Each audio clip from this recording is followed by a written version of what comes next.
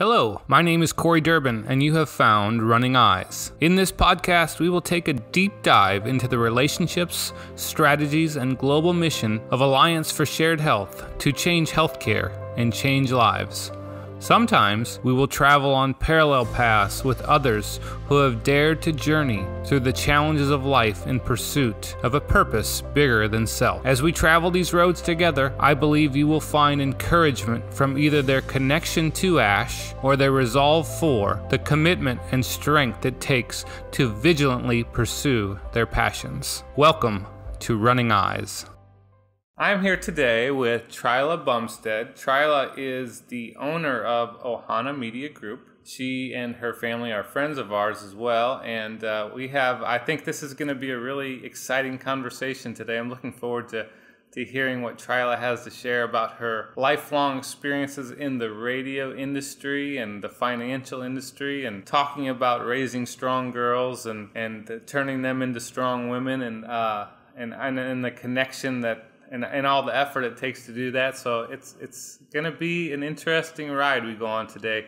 Trila, how are you doing? I'm great. Corey, thank you, and also your family for hosting us. Mostly we know each other through our daughter's friendships, and it's been a great consequence of the COVID, sequester, that I've been, reflecting back on this past year and just all the positive things that have happened to us, and getting to know you, your wife, your girls has been a real bright spot for us. So I'm doing great. Yeah, awesome. The basketball thing has been is an interesting segue. We'll start there. I think that's a great spot to start. And our girls train with a very accomplished basketball coach, and a woman who was high school All-American, played in the WNBA, played overseas as well. And it's not easy for these girls because it can get pretty intense, can it? I think so. I think that basketball is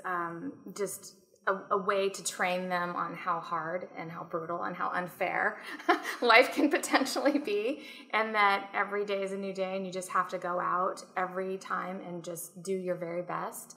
And I told Ava the other day, I said, Ava, I said, everything in life is fairly imperfect. I said, basketball is just having one or two less mistakes than the opposing team. Mm-hmm. And she was like, oh, I go, this isn't about perfection, because she's so worried about, I can't have a turnover, and oh my gosh, that was an air ball. And I said, you just have to have one or two less than the next person. But don't expect you're going to go through life without making a mistake or falling down. And I've often said to my girls, I go, I only have to teach you one thing really in life, and that's recovery skills.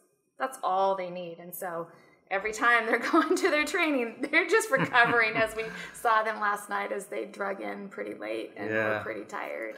Well, and I think there's so much to be gained from playing sports and from actually training to do your best to excel. I played collegiate sports. Well, I say I played. I was on the team. Really didn't play that very much, but I had a goal, and I knew how hard I learned how much effort it was going to take to even for my ability level to reach any kind of success. And I think one of the things that is really impactful for our girls and for kids in general is what they learn from sport and how much effort it takes to accomplish. And you have to put a lot in, and that's true as in life too. So great place to learn. Well, and I think what I'm trying to impart on my girls is that I think sports is just so important for girls. I mean, the amount of teamwork and camaraderie and the work ethic that you have to excel almost at any level, even at high school. Mm-hmm. For girls. Like when I was coming through high school, it was more like PE. You could just, everyone just kind of participated. Not so much now.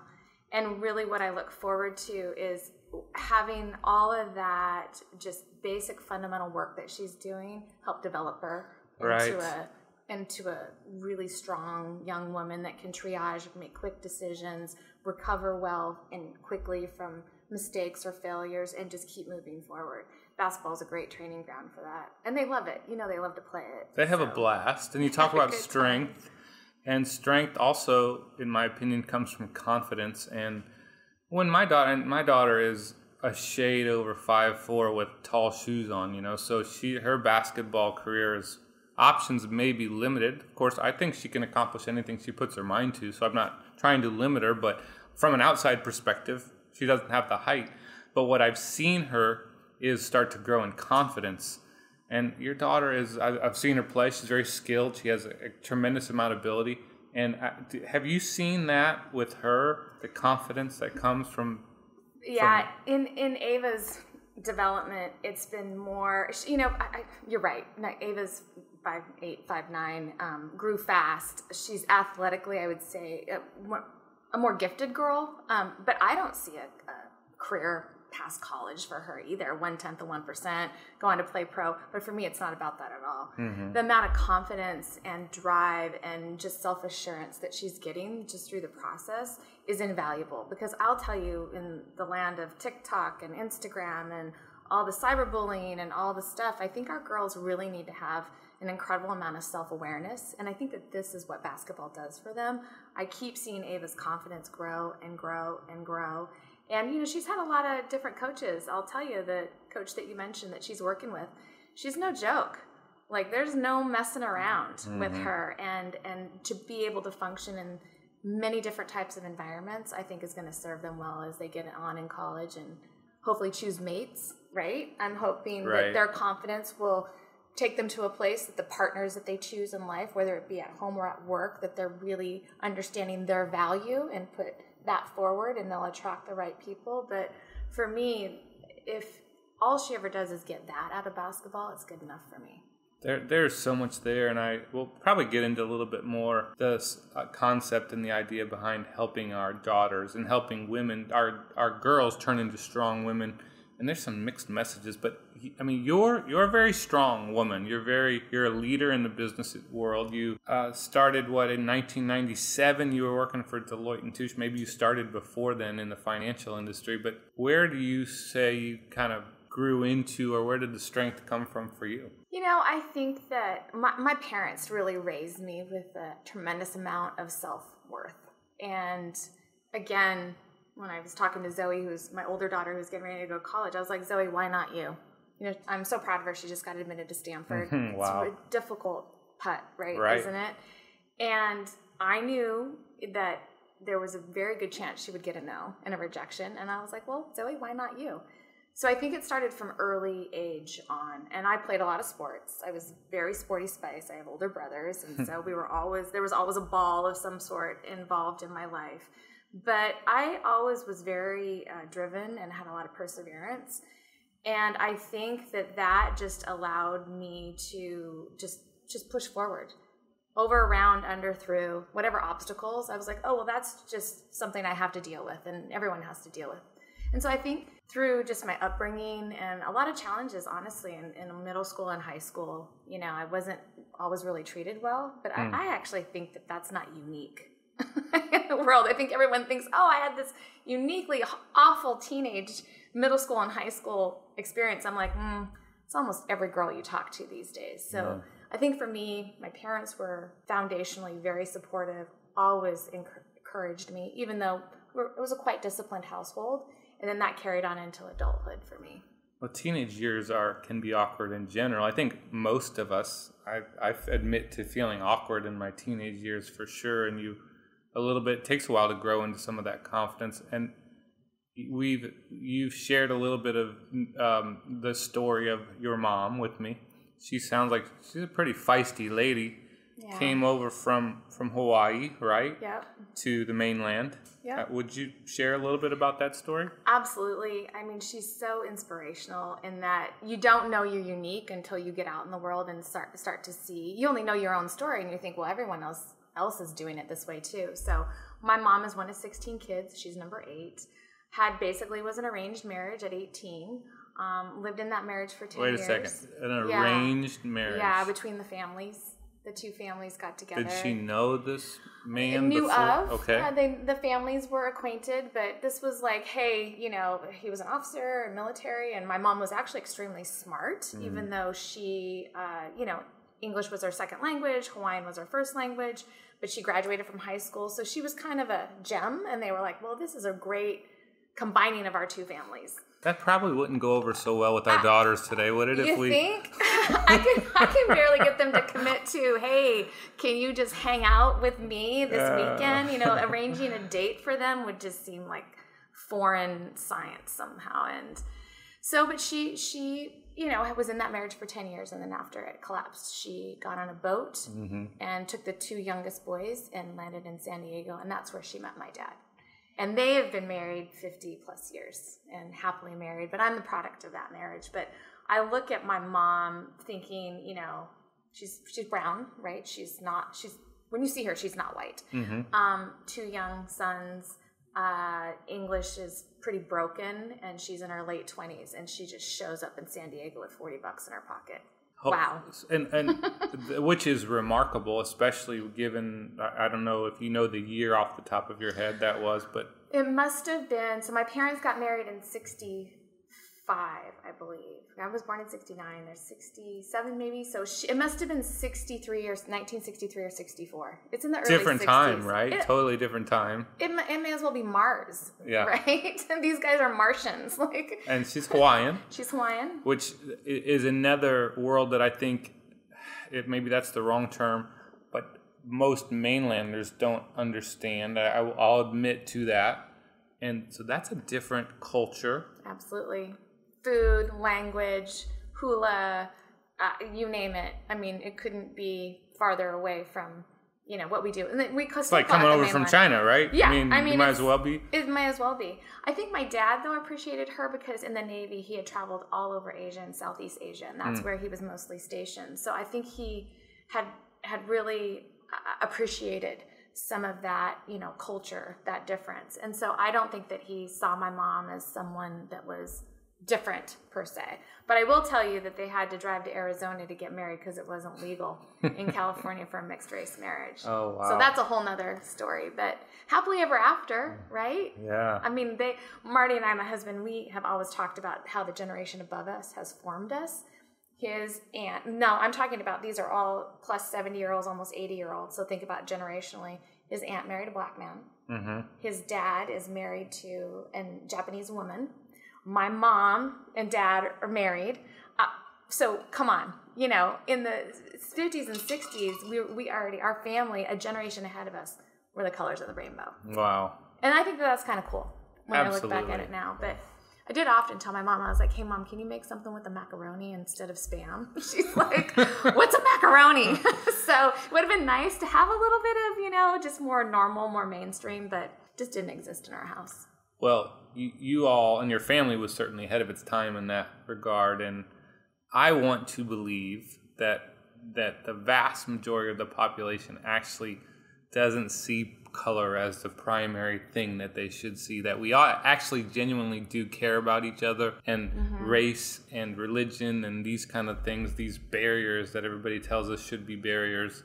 For most of us, we just see people. When we go to basketball, and we actually get to watch, which is not very often anymore, but it's black families and white families and Hispanic families and Hawaiian families standing next to each other, cheering for their kids, giving each other high fives. And I think the world's like that a whole lot more than we're willing to admit. I think we're more like that than not. I definitely see it in my kids' generation and your girls and my girls and their friends. I think that they really don't evaluate people based on just the physical of what they see. I think, there's been a lot of conversation about this. We don't totally have to go there, but if you ask me about racism, I don't think people get up and go, yeah, I'm a racist and I'm super happy to be that way and I'm just really stuck in my thing. I think more often than not, people just need to realize that we are all raised with biases. I have biases, and your biases are exacerbated by your experiences. So I think as we've raised our kids, I think those biases are just now completely rewritten. But I think my kids have biases still too. Like I have and to we watch, all do. Watch them carefully because we've been able to provide things financially that my parents couldn't provide. So I'm very sensitive to like, hey, we have the ability to do this, but you can have friends from all socioeconomic sort of areas, and that's what needs to happen. Yeah. Because we just at some point got lucky along the way, so you need to be very appreciative. Their world looks different at their age than yours did for you, and so it shapes a little bit how we think, and we as parents try to cultivate a little bit, hopefully a little bit different, broader view of the world than just our narrow understanding. And that's challenging as a parent. Right. So you started with, at least in the radio industry in 1997 as an audit manager for Deloitte Touché. And then you ended up working for New Northwest Broadcasters. Right. I was recruited away. 1998-ish? 99. Early 99. So I'd worked on the IPO for Entercom, the initial public offering, at Deloitte. And then I got recruited away to become the CFO of a newly emerging company. After the Telecom Act, we were able to aggregate radio stations. We went on a big acquisition run, like 45 radio stations in 8 cities and 4 states. And over what time frame was that? How many years? So it took us about 2 years, 18 months to do all those acquisitions. Wow, that's fast. It was rapid fire. I mean, I was working 100-hour weeks constantly. But I was 28 and I was happy to do it. I was so thrilled to have, my first job away from Deloitte to be a CFO position. I didn't want to be a controller, didn't want to be an analyst. I wanted to be a CFO because I wanted to have the ability to shape finance going forward using the accounting knowledge that I had. Accounting for me is like draw a line in the sand and look backward, but then that you take that information to predict what you want to do or make business decisions going forward, which is a more finance concept. And that's really where I wanted to spend my time, is driving my company, moving initiatives forward, building strategy. You don't really strike me as a bean counter. Yeah, not that you wouldn't understand the numbers, but what I'm talking about is from a personality perspective. Right. You seem like people person, and you're take charge, but in a way that people, I think, are glad to be around you and work with you and for you. Yeah, I definitely was not your standard. I was pretty atypical at Deloitte. They put me in charge of recruiting after being there for a year, and I loved it because I got to recruit all the new classes coming up. And I always try to tell my girls, like, the accounting was really just a fundamental skill. I was always good at math. I enjoyed it, but it really wasn't like, it was a means to the end, not the end itself. So yeah, no one would, line me up in a room of a bunch of accountants and go, which one doesn't belong? It's probably me. And I'm okay with that, You've talked a little bit, at least in times where we've sat down together with my wife and your husband and the 4 of us sitting around, and even our time talking a little bit about not necessarily feeling like you fit in all the time. And you've even used the word unicorn. And I think that we have a lot of people listening that I think that's an interesting part of your story. And there are many times in all of our lives where I think we don't feel like we fit in. And I'm curious when or if you've just always felt that way, or when you got into the CFO role with New Northwest, if that really started to become more and more apparent as you kind of worked your way through this mostly male-dominated, probably, radio world. I don't think I recognized it early on. I think I just got up every day and, put 2 shoes on and brush my teeth just like everyone else. When you're looking outside of your eyes, you don't see what people see when they're looking at you. Like, I don't spend time talking to myself in the mirror. I guess that would be good if I kind of could figure out what my weird depends on what you're going to say, facial expressions are, what weird tics I might have. But I just felt like everyone else. And it's only probably been in the last 5 or 10 years when I've started to serve on certain boards in my industry.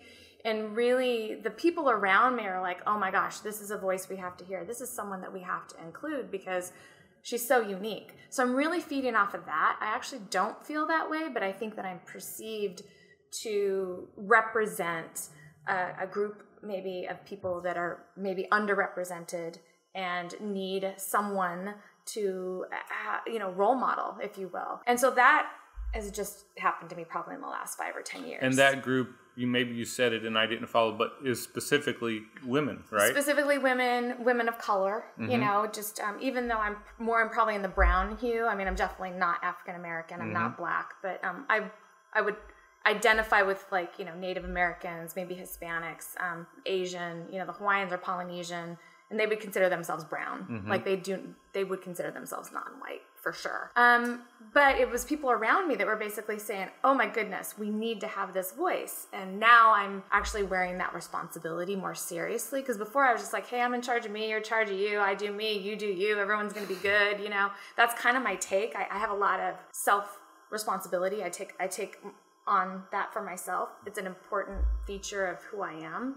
But now I'm looking, as I'm entering my mid-50s, I'm like, wow, okay, I have to really accept the fact that I represent an underrepresented group, and I have to be very responsible with that voice and how I behave and what do I do with that. So that's probably where that comes from.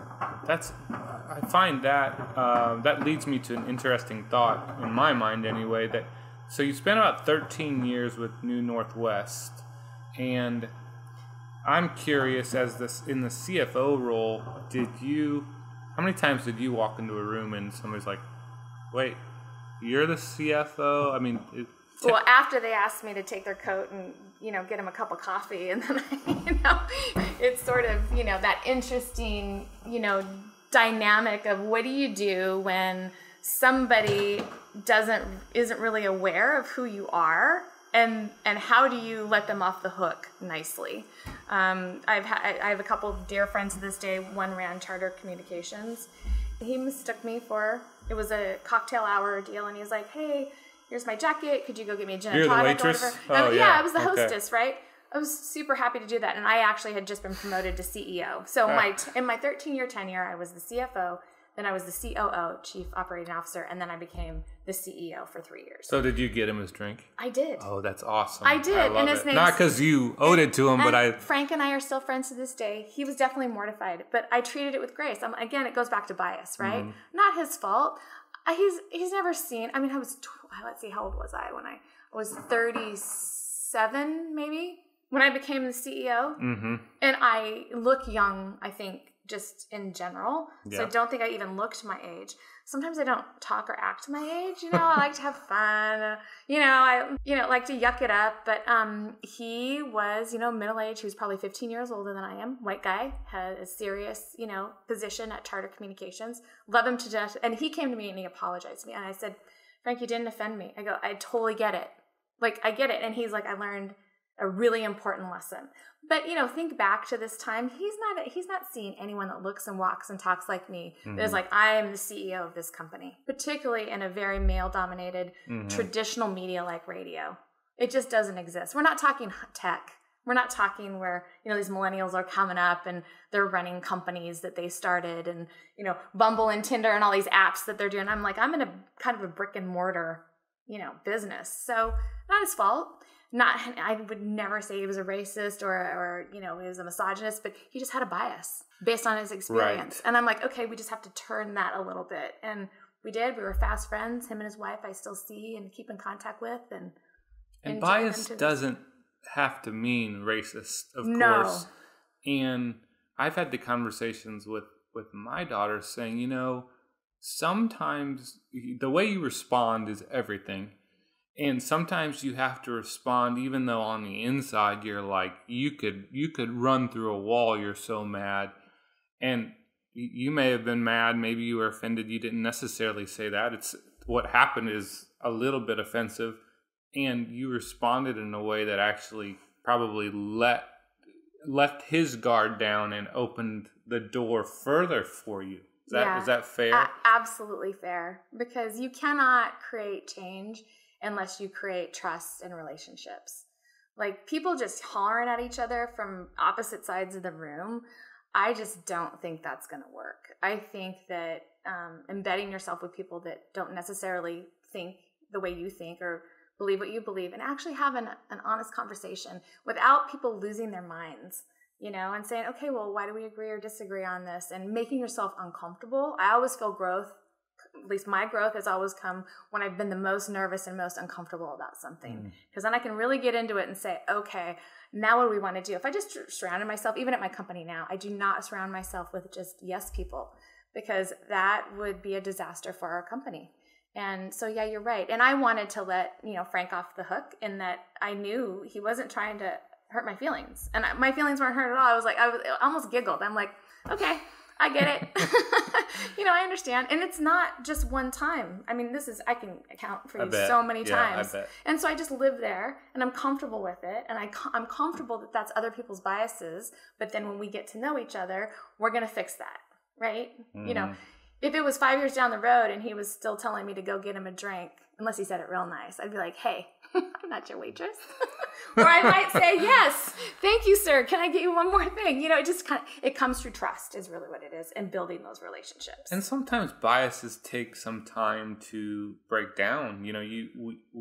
I admit I grew up watching my dad run a company that the women were in certain roles in that company and the men were in certain roles. And so when I got into the business world, I 23 years old, starting in sales, and probably had a little bit of a bias and a thought, well, women do this and men do this. And I really tell you, I think differently than that now. And we have a VP of operations, Leslie Hunsel, who's just absolutely amazing and really runs that side of the company. We wouldn't be anywhere without her. Right. And getting to sit down with you and knowing I feel fortunate to have two daughters, and I feel a sense of obligation. How do I encourage and stir up the gifts that are in them? Because they're talented, they're strong, and they don't know how much is inside of them. And I just feel like one of our jobs as parents, and certainly we can learn a lot from people like you, Trila, that have been in the war, you're still in the trenches, and you're a mom, and you're running the company, and you've grown a company, and in 2009 you got this Media Financial Manager's Rainmaker Award. I'd love to hear more about that. But these things don't happen just by chance or by luck.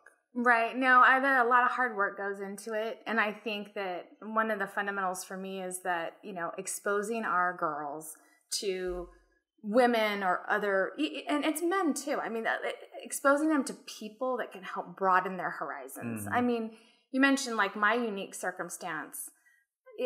Even my marriage to Marty is non-traditional. He stayed at home and raised the girls. So when people say to me all the time, you have wonderful girls, I'm like, they've got a great dad. Like he was the one in the swimming pool and doing the deal and plan, because I was off all over the country doing radio stuff and serving on boards. And like you said, the Media Financial Manager's Rainmaker Award, I got that for just, doing what I do when you're asked to, serve, and was awarded, a nice, gift for that. But that was part of growing New Northwest, or yeah. And I was in my CFO role at that time, and so they actually have a special vertical where we do seminars and train the next generation of financial people. And really, how this comes back to our kids is what I feel responsible for now. I'm part of the Diversity, Equity, and Inclusion subcommittee at the National Association of Broadcasters. And a lot of conversations that I'm having now is I'm like, look, it's not just enough to highlight all the women and maybe people of color that made it, luckily, somehow, all the moons lined up. And there has to be a better mechanism than that. So now I feel like our girls need to have more opportunities, more exposure. They need to be qualified to do these jobs. And so we need to highly encourage them, even when they don't look like they belong in that room, like with the accountants or the engineers or the mathematicians, even though they might look like the unicorn, just press forward. Get through all of that, I don't know, that skin that doesn't really matter. Just you do you. And as long as you do you, you'll be successful. But I'm really focused on making sure that my girls know that they can do anything they want. Mm-hmm. They could be an astronaut. They could be, teaching at some elite college. There's just should be no barriers. The only barrier should be based on your abilities and your work ethic. Mm-hmm. And that's really how I run the company too. So 2010 and 16 voted one of Radio Inc.'s most influential women. Are you still the unicorn in the room? No, there's a handful of us, but it feels like we just share the baton. It's kind of the same women, that are running companies. Carolyn Beasley comes to mind, Jenny Morris. There are definitely some women out there that are skilled in radio and TV that are doing a great job. It's just we need more.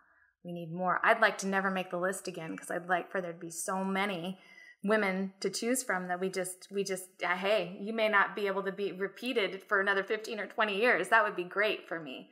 So but it is the industry's way of highlighting women and showcasing what they've been able to do and sharing their stories. Again, like we were talking about our kids, hopefully maybe emulating something or showing them something that they've never seen before, that maybe it's a path that they could follow or pursue. They can see themselves in that role. Sure. And you alluded to, and I'll probably mess up exactly what your words were, but something along the lines of that women should be in the position if they have the ability or talent. And one of the things that has to get overcome is this idea that somebody doesn't belong in the room because of their skin color or because of their gender. And we also need to make sure that people are hired because of their skill and ability. And somebody like me, I didn't feel like I fit in the role that I was in when I was 23 or 28, but did I get in the room because I was white, white male? Maybe. Or maybe it was just a maybe path. So. No. I think, I guess I believe that the path for, say, the white guy is pretty well designed, right? We kind of know, hey, this is sort of like a tried and true process that we repeat over and over and over, and we've been able to refine it over years. I think women's roles, even in the last 100 years, from suffrage, look at what happened at World War II. We would have never won that war if women wouldn't have gone to the workforce. Them entering the workforce then changed basically the color of the United States and how we handled women in workforce. So we're just still evolving. Mm-hmm. And so I really feel like at this point we just have to show our girls that you have to be skilled and trained, and you have to work hard. You might have to be willing to have children at a later age or differently. I didn't have my children until I was in my mid-30s. I had to get all this done before I had kids. Mm-hmm. And that's controversial to people. Conscious choice that I made. I still have 2 beautiful daughters, but Marty and I met when we were 20 and 23. It wasn't like I could have just had children, but that would have honestly changed my trajectory. Sure. And it was a conscious choice. I was like, I can build a family after I've done these other things that I want to do. But I think that it really is rooted in making sure. I'm a little concerned because states right now are passing laws where they're like, you have to have 1 female and 1 minority on your public board. And I'm like, isn't this going to be a disaster if they can't fill those positions with qualified people? I'm not saying because you're minority and you're female, you can't be qualified. I'm saying you can be, but roll back 10 years. You don't just get qualified to be on a board like that. Like, I've served 13 years at the OAB. I'm in my 6th year at the NAB. There's a experience base that you draw from. Mm-hmm. So I'm really wanting to make sure, I'm like, okay, we're going to roll back. All of our 4 girls are in high school right now. And I just want to make sure that they get all the exposure that they can get. If they want to go into law and engineering, I'm like, go do that job. Go get it, girl. And then from that, hopefully they'll find a path, that will work for them. No doubt about it. And we don't want people dismissed or diminished because of the color of their skin or their gender.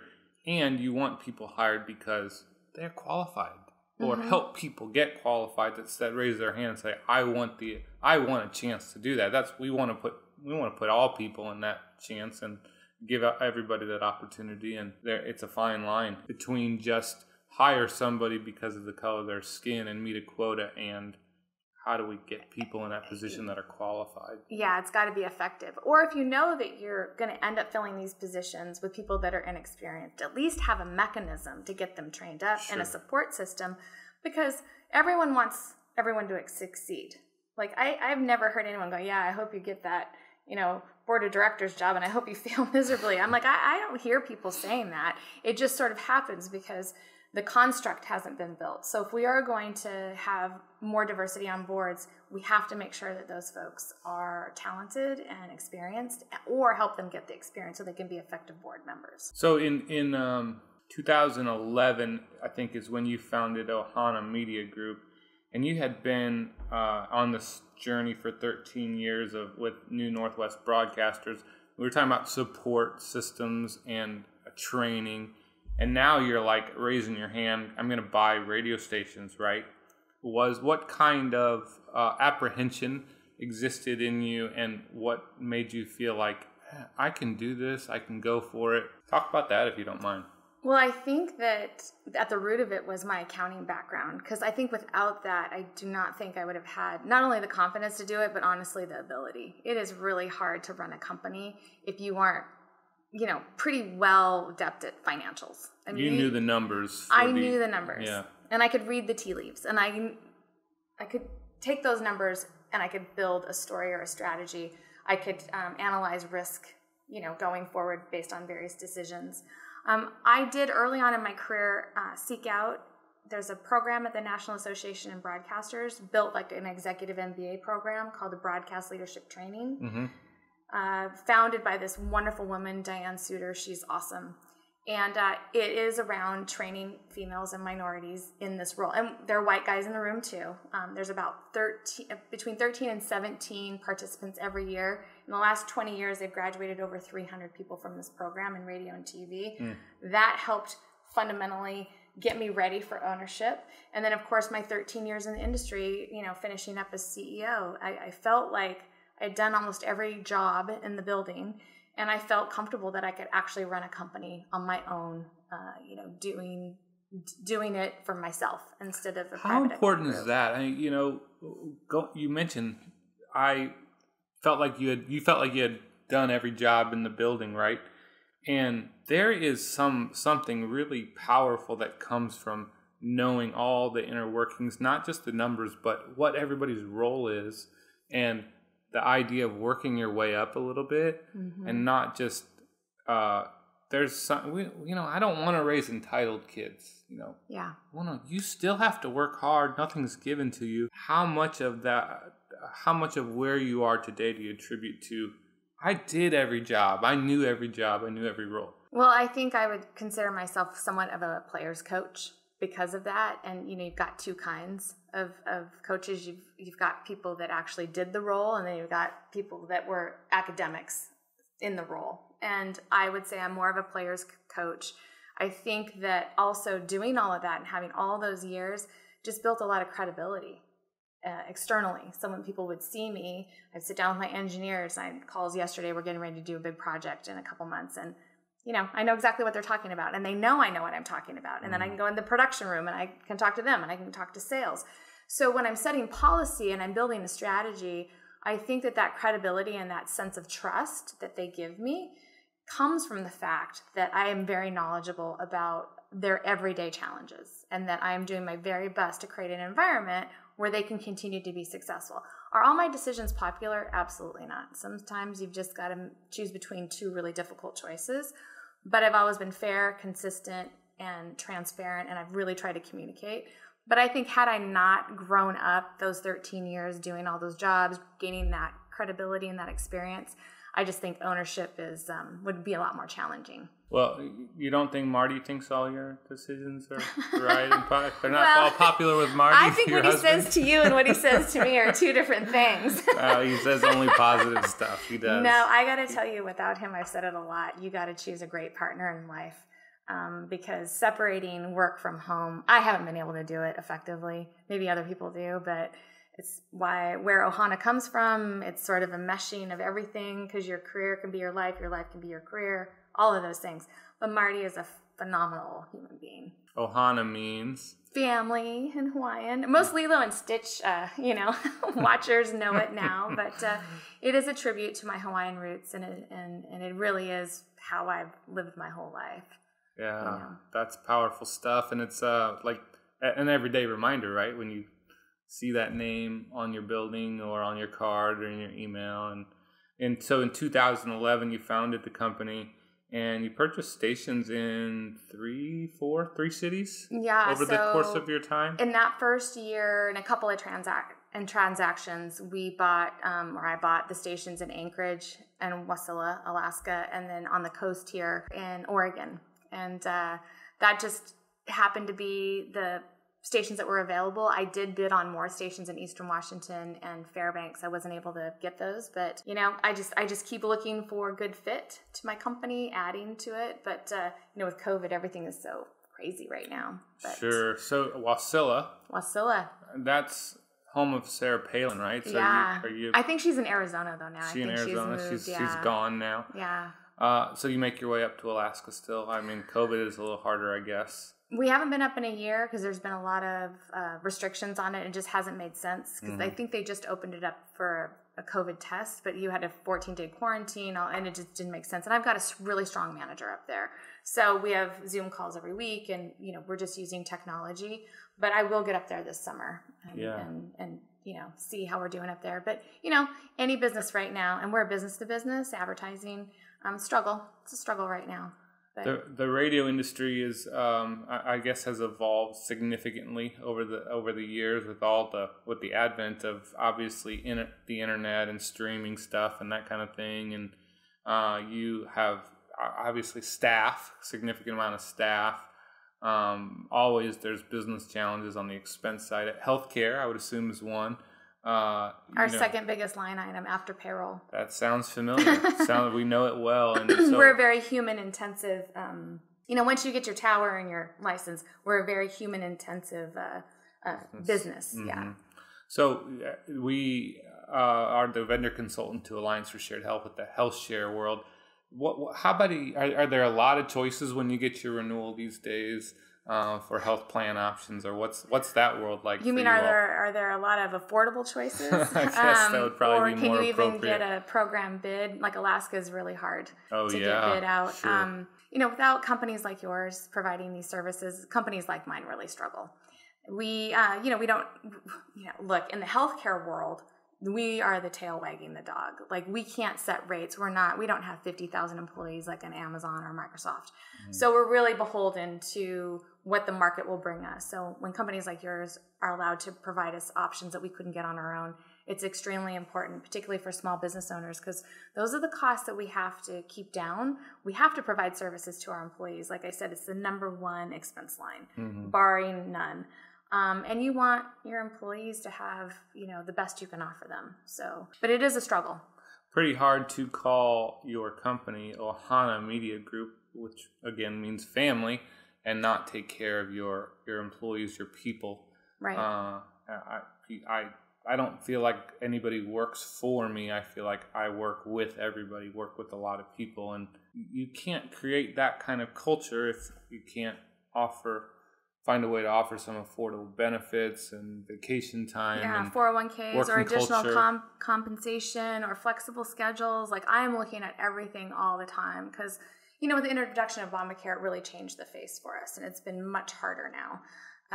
But yeah, I look at all of those things. I'm like, comp comes in a lot of forms, right? From flexible schedule, time off, maternity leave, paternity leave, like all the things that we do. And now with this last year, being able to work remotely and giving my employees just better opportunities to just be effective in their roles. We're ever changing even as we speak how we conduct ourselves professionally. So. Yeah, and it's one of those things you constantly have to weigh out, maneuver around, and that's one of the things a CEO of an organization does, because you have to be able to look at the big picture and see the small picture enough to know what adjustments would be made, and have good people around you, right, to exercise those changes that need to get made. And so you've served some more than one role in the radio industry. You were the chairwoman of the Oregon Association of Broadcasters, right? For 2 years, yes. Was that a pretty involved organization, or some of these organizations you just kind of phone it in? No, that was pretty heavy lifting. So the OAB is a trade group for our industry, and basically an advocacy vehicle for the broadcasters in the state of Oregon. And the challenge for that organization when I showed up was about 85% of the revenue was coming from the Army National Guard, and then that budget got cut. Oh, wow. So within me serving on the board for a year or two, and that revenue basically evaporated. That basically means no association. And the association, even though it's a 501c3, C6 actually, but it's got a sistership of 501c3 that provides scholarships in Oregon to students based on need. So they kind of got this great mission, like, we're here to advocate for radio and TV stations, but we also have this scholarship vehicle to promote, again, what I was telling you before, we got to qualify people so that they can actually grow into these jobs. But when we got there and the Army National Guard ended, and it ended for almost 3 years, we have it back now, but I was the chairwoman, became the chairwoman during that time. So I really had to save the organization, navigate through really difficult times, rebuild the board, rebuild the management up to the executive director there. I mean, it was like running another business. So I was heavily involved. Nothing else to do, right? I had nothing else to do. I was like, oh man, everyone before me. It was kind of a phone it in board, participation, because it was kind of a well-oiled machine. But then when that happened, it was like, okay, all bets are off. Wipe off the table. Let's all get around it and figure out how we're going to save our organization. So, but I'm proud that we were able to do it.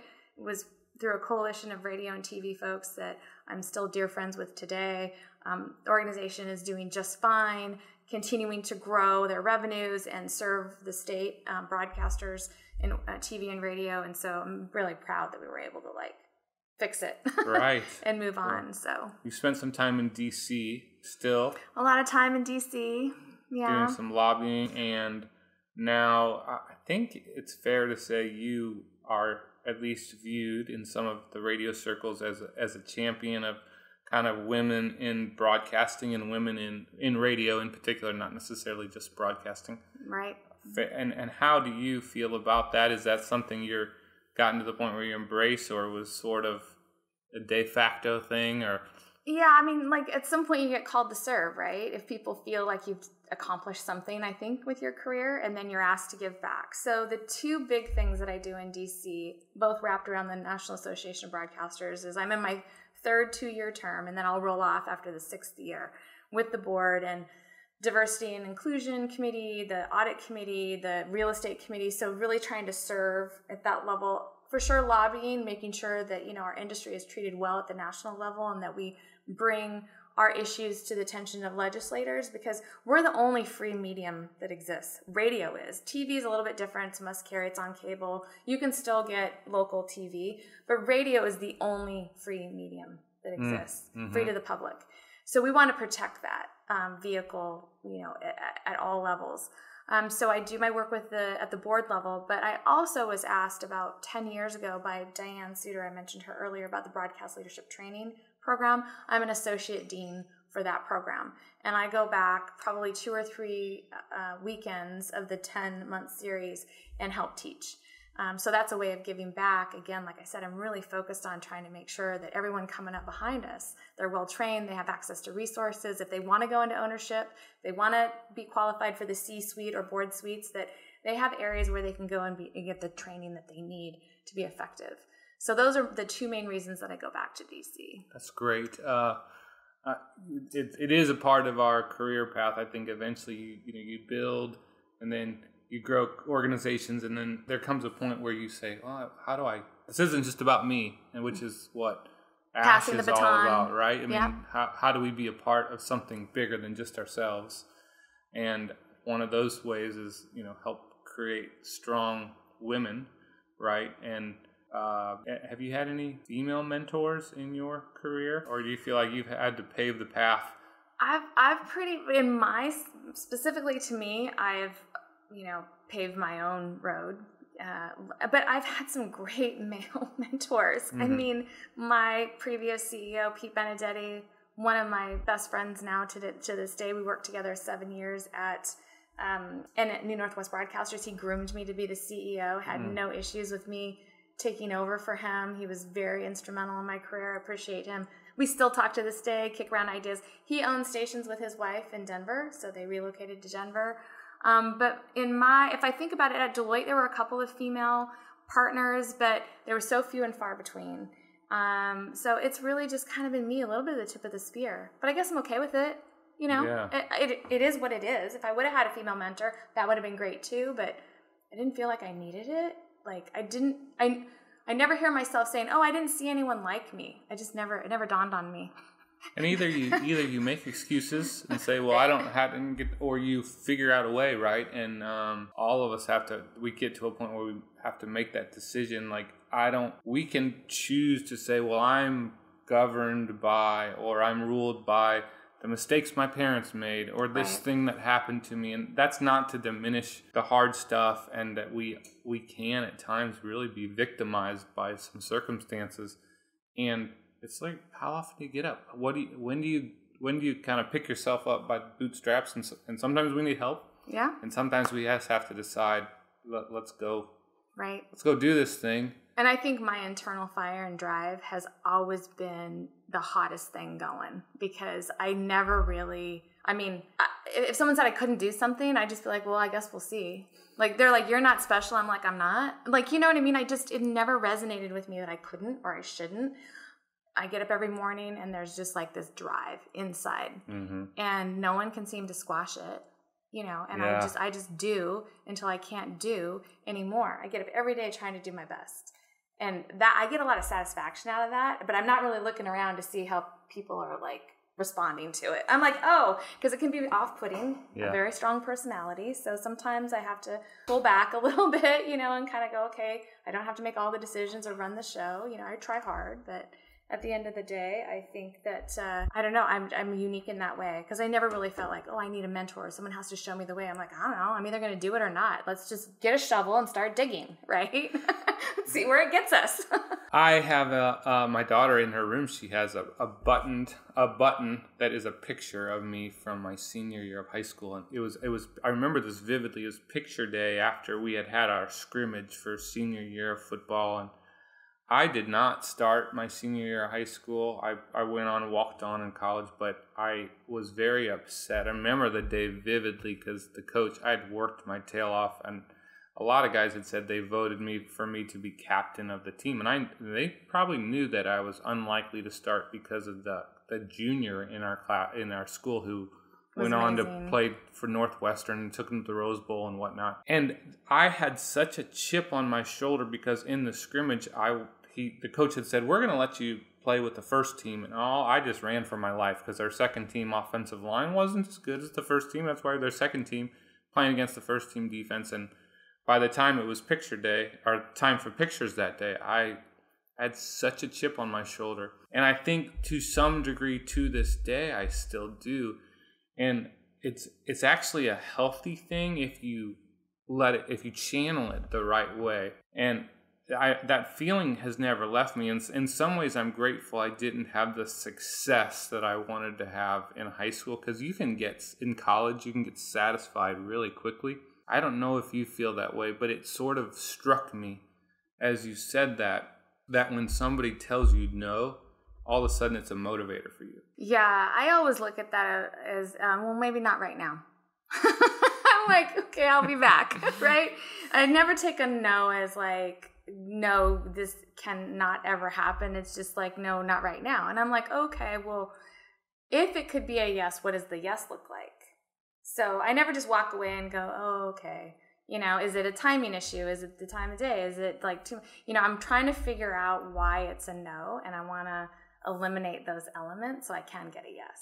And I never am really unhappy necessarily. Like I just, even if I don't get what I want, I'm like, oh, can I try that differently? Yeah, so you're right. It's about channeling that drive. But that drive, that, like I said, that iron's really hot. So sometimes you have to watch who you burn with it. Sometimes you have to, in your age, like, Marty always said, he's like, Trila, you don't have to win every fight. I'm like, really? And now I know what he means. Like, just go. Sometimes the elevator doesn't have to go to the 10th floor all the time. Because I used to be extremely rigid. Like, really. Kids will change that, though, in a heartbeat. You're getting ready to go to a board meeting, you got your beautiful silk blouse on, and then all of a sudden Ava is really like vomit all over it, and you're like, well, guess I'm not wearing this today, right? You have to be willing to change it up and address the circumstances. So, but you're right. I think you're kind of born with that little thing, or you're not, or you have different things that, do that for you. But mine, I know, it's just an internal drive that I've had for a super long time. Well, as we get close to wrapping up, I would like to just hit back on this idea and this concept of raising strong girls, strong daughters. And, it's in my mind, the culture screams at our kids in multiple ways, multiple messages, because there's kind of this sex message and anything goes culture. And then there's this also, I'll call it, feminist kind of movement. And I'm not saying, I have views about what kind of messaging that I think is really hurting our kids. But my question really is around the mixed messages that maybe you agree with that, maybe you don't. And that's okay. I'd love to hear your thoughts on that. But what do we do if, in fact, you think that's the case? And how do we help raise strong daughters? I just think there's just so much input now. Like, they have so much data coming at them that you're right. The messages are all the way from, uber conservative to uber liberal, and a lot around sexuality. Women have always been sexualized. It is what it is. But I also think we have 4 beautiful girls. And I'm like, it's okay to be pretty. It's okay to be feminine. It's okay to then go into basketball and post up that girl and, use your athletic ability to make sure you get that rebound. And that is a hard thing to develop equally in our girls. Beautiful and feminine doesn't mean not tough not and strong, not confident. Exactly. So I think just acknowledging that all those messages are coming in, they all have their phones. I'm not monitoring my kids' feeds anymore. I used to when they had phones initially. But now I feel like, hey, you have to self-monitor. They're getting ready to go out in the big wide world all by themselves. They need to be able to make good decisions. So I'm exposing them to, like, how are you doing with this? I move the fence out ever so slightly, month after month after month. Now Zoe, as you know, 2 days we're here with you guys, she's home alone.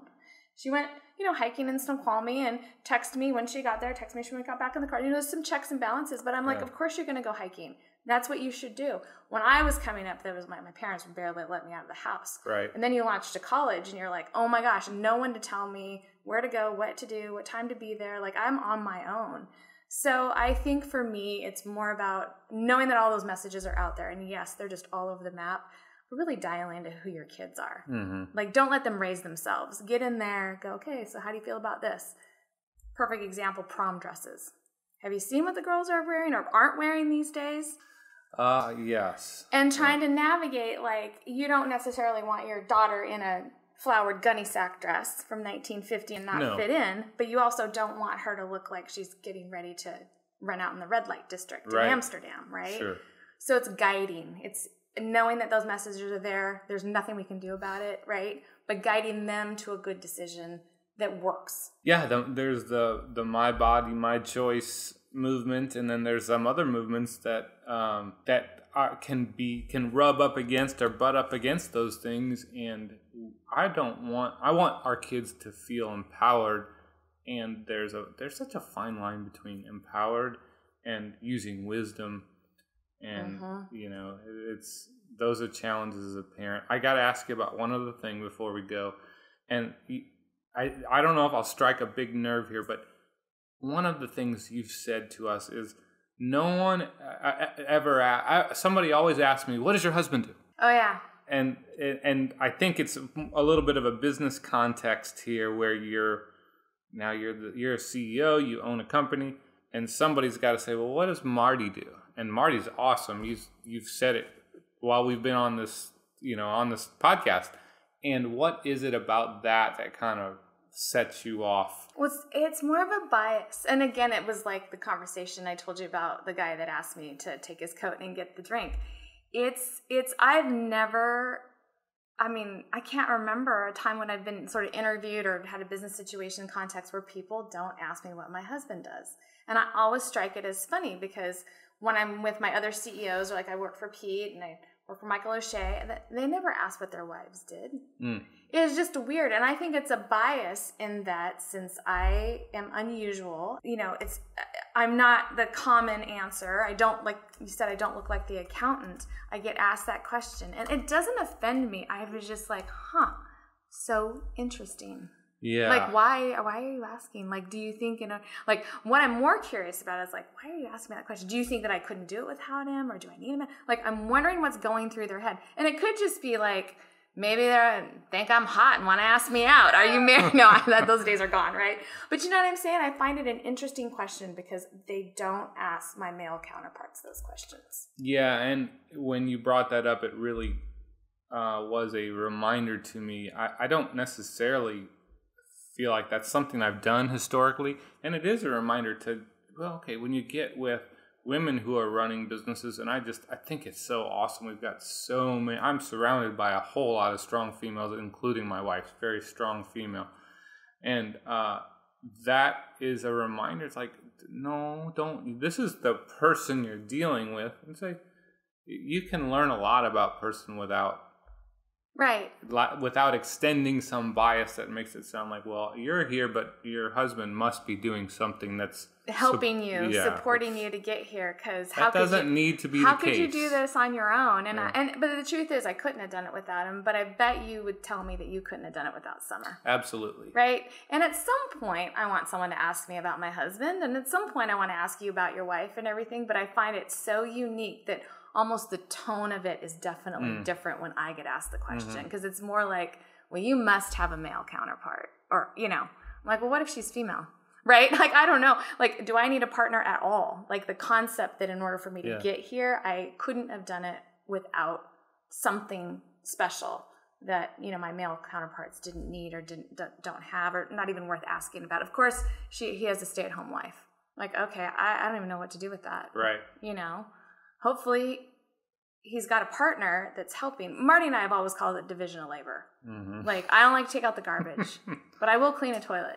So will he. Yeah. Like, we're getting ready for our dinner tonight. He's finishing the marinade chicken. Like, we pick up where each other leaves off, right? But I've always had the career job, and I've always run the businesses, and that's what I've always done. And it's a good division of labor because I'm really good at it, and he's really good at other stuff. And he goes and does all that other stuff, right? That's what we call him, MacGyver Marty.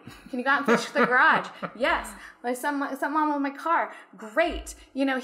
Whatever he does well, I'm like, you just go do a lot of that. I'll go do a lot of this, and we're going to be uber successful. And that's kind of, but it's odd. Like, even when he was going to stay at home with the girls are born in 2003 and 2004. There weren't a lot of stay-at-home dads. He got accosted at the park one time, because you know how exhausting both of our kids are close. One afternoon, and he's like got the paper, and he's like sitting on the bench or whatever, and they're playing in the park right there, and two women, so this is reverse, right? Two women go by in a stroller, and they're like, well, we certainly hope you have children here. Because they thought he was like some sort of pedophile. Oh, boy. Right? So he's getting it on that end, too. So I'm not saying it's just me. It can happen both ways. It can happen both ways. And like I said, it's all part of bias. And everyone's got it. Like, what is this 37-year-old man doing here at the park? Yeah. Because you don't belong here. And he's like, yeah, those are my two right over there. Like, he was like, what? Those are good days, too, getting to take your kids to the park. I miss that. I hope we can get to the point again, or maybe for the first time in our culture, where it's okay for us all to decide what's right if a man wants to stay home and his wife's working great, and vice versa, there's nothing wrong with a woman saying, you know what, I want to raise my kids, I want to stay home, and it can work the exact opposite way. And there's nothing wrong with saying, I want to balance a career and run a company and have kids like you've done. I think you're really an inspiration to a whole lot of people, and I appreciate what you're doing. I think you're the example you've led by is helping to demonstrate to girls, to women, that you can go for it. You can make something happen. Well, and I also have to give credit to the fact that I was born in the United States of America. Right? At the end of the day, we are the greatest country in the world. And while we make mistakes, we have our biases, just like human beings have. There's no way, I think, that I could have accomplished what I have accomplished here if I had been born in another country. I just believe that wholeheartedly. I think that while we aren't perfect as a nation, I think we strive to do better and better and better. It's the intent. Like, just because we don't execute perfectly and we don't always get that rebound, we always don't do it right, I have a lot of affinity for my country. My brothers, my dad served in the military. I have a lot of respect for our flag and what we stand for. And I'm not saying we're perfect, but I do get up every day, counting my blessings that I was actually born here. Yeah. So. And we probably all should do that more. And hopefully we can continue to learn and grow as people. And I know that we have a lot of members in our health share who are independent operators or self-employed, and I really believe hearing your story and what you've gone through to get to where you've gotten, and some of the challenges you've had to overcome and how successful you've been will be an inspiration to many. So thank you for being part of this with me today. I really appreciate it. I appreciate you as well. And thank you and everything that you're doing with your company and you're with your girls. And I just adore you guys so much. And like I said, it's been one of the blessings of the COVID year, making these new relationships. So it was a great day today. I had so much fun. Thanks, Trila. I hope we can do it again. Yeah, we'll do a follow-up maybe after college, like 3 or 4 years, and see how we really did. Exactly. That's when the report card comes out. Yeah, well, we'll see how we do. I'm confident that our daughters, all of them, will do very well, and they'll figure it out. And a lot of it has to do with very, very strong moms in their lives. So thank you for what you've done. Trila Bumstead is a strong woman, and she is not just a strong woman, but she's a strong leader.